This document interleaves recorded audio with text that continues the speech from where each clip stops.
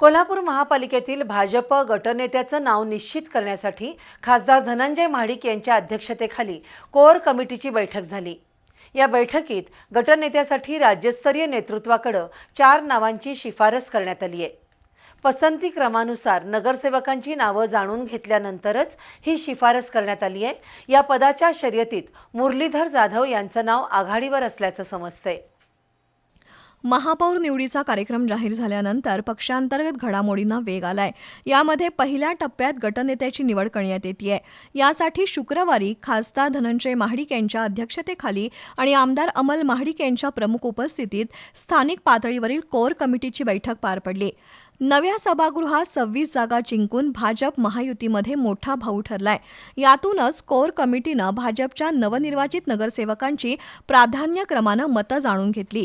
चर्चेअंती मुरलीधर जाधव, विजयसिंह खाडे पाटील, विशाल शिराळे, विजयेंद्र माने या 4 नावांची शिफारस बंद लिफाफ्यामधून राज्यस्तरीय नेतृत्वाकडे पाठवण्यात आली आहे। यावर नामदार चंद्रकांतदादा पाटील आणि प्रदेशाध्यक्ष रवींद्र चव्हाण हे येत्या 2 दिवसात निर्णय घेतील।